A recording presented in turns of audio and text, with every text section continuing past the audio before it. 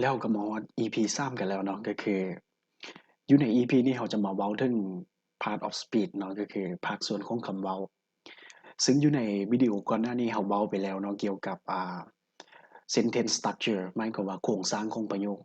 ซึ่งเราได้เรียนรู้เกี่ยวกับโครงสร้างของประโยคแล้วเนาะว่า subject verb object นั้นมีหน้าที่แบบใดและคำใดๆที่สามารถเป็น subject ใดเป็น object ใดเนาะ และมื้อนี้เนาะหรือว่าอยู่ในคลิปนี้เราจะมาเว้าถึงภาคส่วนของคำเว้าก็คือ part of speech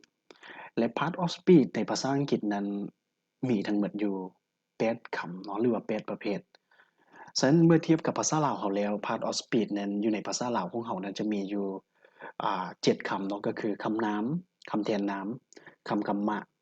คำคุณนามคำเสื่อมคำต่อและอุทานหมายความว่ามีอยู่7คำ แต่อยู่ในภาษาอังกฤษจะเพิ่มคำกรรมะวิเศษเนาะหรือว่าเอิ้นว่า adverb เข้ามาซึ่งเฮ็ดให้มีแปดเนาะซึ่งก็บ่ได้ต่างหยังเดี๋ยว adverb ก็จะมาอธิบายให้รู้ว่าเป็นคำแบบใดเนาะเป็นหยังเราต้องได้เรียน part of speech เนาะหลายๆคนเรียนภาษาอังกฤษนั้นอ่า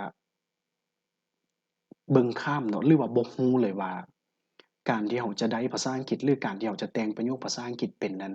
เราต้องเข้าใจ part of speech หรือว่าเข้าใจภาคส่วนของแต่ละคำเว้าในภาษาอังกฤษนั่นแหละว่าคำนามหมายถึงหยังคำแทนนามหมายถึงหยังจนไปถึงคำเสื่อมคำต่อคำอุทานหมายถึงประเภทหมายถึงคำแบบใดเนาะซึ่งหลายๆคนนั้นบ่รู้เลยว่าเวลาเราเรียนคำศัพท์มาเช่นตัวอย่างว่าคำศัพท์ home เนาะที่แปลว่าเรือนหรือว่า cat ที่แปลว่าแมวนั้นถ้าถามขึ้นว่า cat แม่นคำแม่นหยังแม่น noun บ่แม่น verb บ่หรือว่าเป็นคำคุณนามบ่เป็นคำเสื่อมบ่เป็นคำต่อบ่น้อยคนเนาะที่จะตอบได้เพราะว่าเมื่อใดก็ตามที่เราเรียนคำศัพท์แล้วเราบ่รู้ว่าคำเหล่านั้นเป็นประเภทหยังเวลาที่เราไปแต่งประโยคเราจะบ่สามารถที่จะแต่งได้ถูกต้องหรือว่ามันจะเฮ็ดให้เรานั้นบ่มีหลักการในการแต่งประโยคเนาะเพราะว่าเป็นหยังจึงเว้าแบบนั้น คำแต่ละคำนี่จะมีการใช้ที่เป็นเฉพาะของมันเนาะเช่นตัวอย่างว่าคำนามก็จะมีการใช้ของมันการใช้ในที่นี้ก็หมายถึงว่ามันจะไปวางไว้ในจุดใดของโครงสร้างในประโยคหรือว่าอยู่ในประโยคนั่นแหละคำแทนนามนี่จะไปวางอยู่ในจุดใดของประโยคคำกรรมะซึ่งคำแต่ละคำมันจะมีการใช้เนาะหรือว่ามีบอนว่างของมันอยู่ในประโยคถ้าเราบ่เข้าใจการใช้หรือบ่เข้าใจบอนว่างของมัน เราก็บ่สามารถที่จะแต่งประโยคออกมาได้อย่างถูกต้องเนาะถึงแม้ว่าเราจะได้คำศัพท์เรียนคำศัพท์หลายก็แต่ถ้าถามคืนว่าคำนี้แม่นคำหยังแม่นคำนามบ่คำแทนนามบ่คำคุณนามบ่ถ้าตอบบ่ได้เนาะก็บ่สามารถที่จะแต่งประโยคได้เนาะเพราะว่า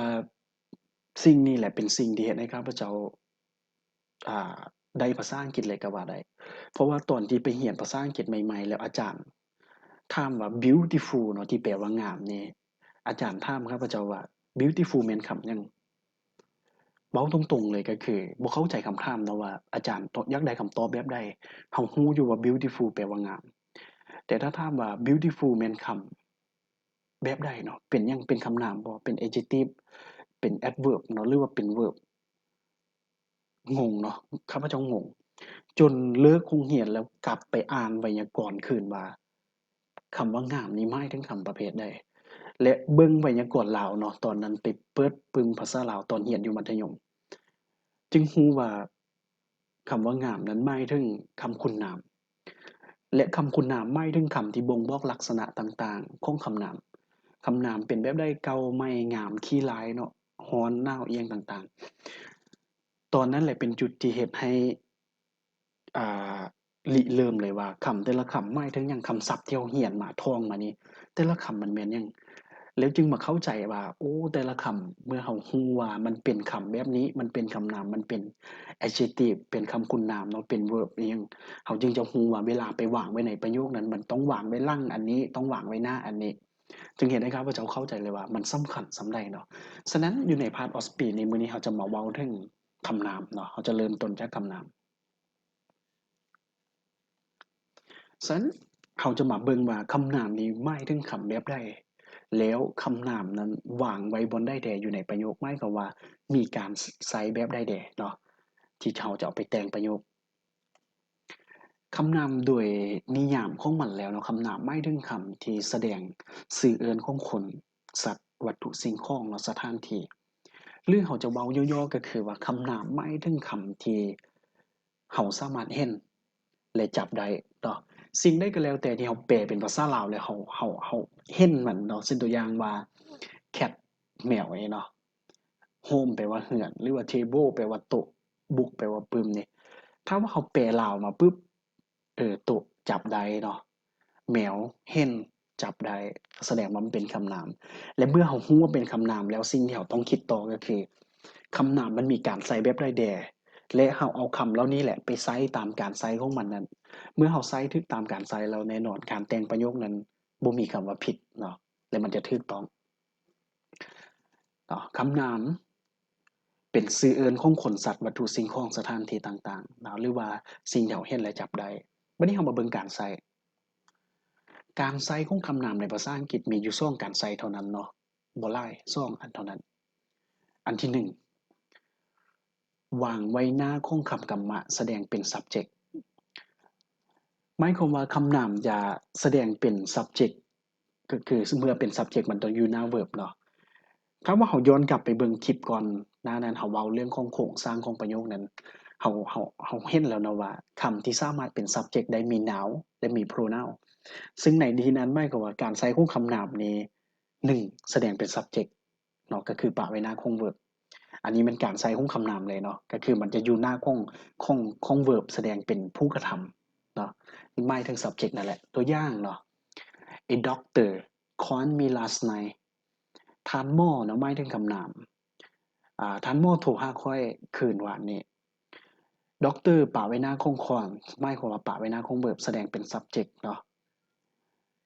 ตัวอย่างอันที่2 A cat catch two rats เนาะหมายความว่าแมวจับหนูได้2ตัวอยู่ในประโยคนี้หมายความว่าคำนามจะอยู่หน้าของ verb ซึ่งแสดงเป็นประธานเนาะหมายความว่าเป็นผู้ที่กระทำหมายความว่าแมวนี่แสดงเป็นผู้ที่จับหนูฉะนั้นการใช้อันที่1ของคำนามให้เข้าใจเลยว่าคำนาม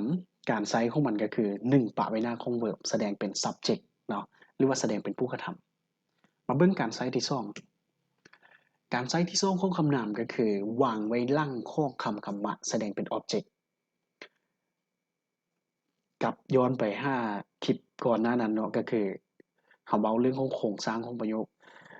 subject หมายถึง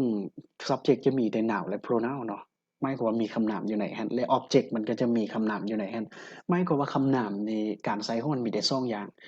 1ปะไว้หน้าของ verb เนาะ noun บวกให้ verb และ2ก็จะคือปะไว้หลังของ verb เป็น object หมายความว่าเป็นผู้ถูกกระทำเนาะ subject บวก verb บวกให้คำนามเป็น object ฉะนั้นเราลองมาเบิ่งตัวอย่างเนาะ We have a dog at home พวกเรามีหมาตัวหนึ่งอยู่เรือน dog จะปะไว้หน้าของ verb to have เนาะแสดงเป็น object Many people look at an elephant มีคนหลายๆคนเนาะจ้องไปที่ช้างตัวหนึ่งช้างแสดงเป็น object เนาะปะไว้หลังของ look at เป็น verb เนาะแปลว่าเบิ่งฉะนั้นการใช้ของคำนามจะมีอยู่2อย่างนี้เท่านั้นเนาะให้เข้าใจเลยเนาะว่าความสำคัญของการใช้ของมันนี่จะเฮ็ดให้เราสามารถแต่งประโยคได้ถูกต้องหมายความว่าเราจะรู้เลยว่าโอ้คำนามมันจะต้องอยู่หน้าของ verb คำนามมันจะต้องอยู่หลังของ verb ซึ่งอยู่หน้า verb เป็น subject อยู่หลัง verb เป็น object ในตอนนี้เราอาจจะเบิ่งบ่เห็นภาพแต่ว่าอ่าเมื่อเรารู้แล้วว่ามันอยู่หน้า verb มันอยู่หลัง verb เราจะไปแต่งประโยคแบบใดเราอาจจะเบิ่งบ่เห็นเทื่อแต่เราจะเห็นก็ต่อเมื่อเวลาที่เราเรียนจนครบ8คำบ่ถึงกับ8คำเราเรียนครบ5คำนี่เราจะเห็นได้เลยว่าโอ้คำนามต้องอยู่นี่คำแทนนามต้องอยู่นี่คำกรรมะมันอยู่นี่ verb มันอยู่นี่จะเฮ็ดให้เราเข้าใจเลยว่าอยู่ในประโยคหนึ่งนี่มันจะมีบอนของไผของเราซึ่งคำแต่ละประเภทนั่นแหละไปอยู่ไหนหั้นจะเฮ็ดให้เราว่ารู้ได้ว่าคำศัพท์ที่เราเรียนมานี่โอ้คำนี้เป็นคำนามมันต้องไปอยู่หน้า verb คำนี้เป็น verb มันต้องไปอยู่หลังของ subject เนาะคำนี้เป็นคำคุณนามมันต้องไปอยู่บอนใดจะเฮ็ดให้เราเข้าใจในภาพรวมว่าการแต่งประโยคในภาษาอังกฤษนั้นเวลาที่เราแต่งภาษาลาวมาไว้เรียบร้อยแล้วเราจะรู้ว่าโอ้อันนี้เป็นคำนามอันนี้เป็นคำแทนนามอันนี้เป็น verb อันนี้เป็นคำคุณนามเฮ็ดให้เราแต่งประโยคได้อย่างถูกต้องเลยว่าเวลาเป็นภาษาอังกฤษแล้วมันควรจะอยู่บอนใดของมันเนาะฉะนั้นสรุปง่ายๆเนาะคำนามหมายถึงคำที่เป็นชื่อเอิ้นของคนสัตว์วัตถุสิ่งของและสถานที่หรือเขาจะเอิ้นว่าเป็น สิ่งที่เราสามารถเห็นและสัมผัสได้เนาะซึ่งก็มี2การใช้ปะไว้หน้า verb เป็น subject และปะไว้หลังของ verb เป็น object เนาะอ่าและอยู่ในบทเรียนนี้เนาะเราจะมีบทฝึกหัดน้อยหนึ่งเนาะก็คือแบบฝึกหัดนี้ให้แต่ละคนนั้นลองเขียนคำนามที่ตัวเองรู้จักมาจาก5คำว่าลองไปเรียนคำศัพท์เนาะอยู่ใน dictionary มันจะบอกเลยเวลาที่เราเรียนคำศัพท์มันจะเขียนเป็นตัวอักษรย่อเนาะถ้าเป็นคำนามมันก็จะเขียนตัว N หรือบาง dictionary ก็จะเขียนเป็นตัวเต็มเวลาเราเรียนเราควรจะจดออกมาพร้อมนะว่าคำใดมันเป็นประเภทใดเพื่อย้ำตัวเองเพื่อเฮ็ดให้เราได้ทบทวนว่าเมื่อเราเฮ็ดไปได้ระยะหนึ่งแล้วเราจะใจแยกได้เองว่าโอ้คำนี้เวลาแปลลาวมาอืมเราเห็นเราจับได้มันเป็นคำนามและคำอื่นๆเนาะที่เราจะมาอธิบายในคลิปต่อๆไปอีกเนาะ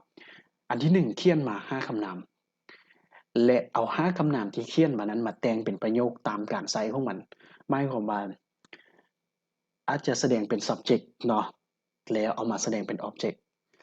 ฉะนั้นการที่เราเฮ็ดแบบนี้1มานอกจากที่เราจะได้เรียนรู้คำศัพท์ใหม่แล้ว2มาเราจะได้ใช้หลักการไวยากรณ์ของมันเลยซ้อมไปเลยเนาะว่าคำนามเอาไปเป็น subject มันต้องเฮ็ดแบบใดคำนามเอาไปเป็น object มันต้องเฮ็ดแบบใดเขียนเป็นภาษาลาวออกมาเนาะ5ประโยคแล้วเอา5ประโยคนี้มาแต่งเป็นภาษาอังกฤษเนาะถ้าผู้ใดแต่งแล้วบ่มั่นใจบ่เข้าใจก็สามารถอ่าคอมเมนต์ป่าไว้ให้เนาะเดี๋ยวข้าพเจ้าจะไปเช็กเบิ่งเนาะแล้วไปเบิ่งให้ฉะนั้นตัวนี้ถือว่าเป็นสิ่งที่อยากแนะนำและถือว่ามันเป็นสิ่งที่สำคัญหลายในการเรียนภาษาอังกฤษเป็นไปบ่ได้เนาะที่เจ้าเรียนภาษาอังกฤษแล้วเจ้าบ่เข้าใจว่าคำศัพท์ที่เจ้าเรียนนั้นมันเป็นคำแบบใดหมายความว่าจั่งใดและมันควรจะอยู่ในจุดใดของประโยคเนาะฉะนั้นอยู่ในวิดีโอนี้ข้าพเจ้าขอฝากให้แต่ละคนเนาะลองทำความเข้าใจกับมันเบิ่งเนาะว่ามันใช้แบบใดเนาะการใช้ของคำนามนี้แล้วคำที่เราเรียนมานั้นคำศัพท์ที่เราเรียนมาลองเขียนออกมาเบิ่งแล้วใจแยกเบิ่งว่าคำใดเป็นคำนามเนาะแล้วเอามาแต่งประโยคฉะนั้นอยู่ในวิดีโอนี้ข้าพเจ้าจะขอฝากไว้เพียงเท่านี้เนาะ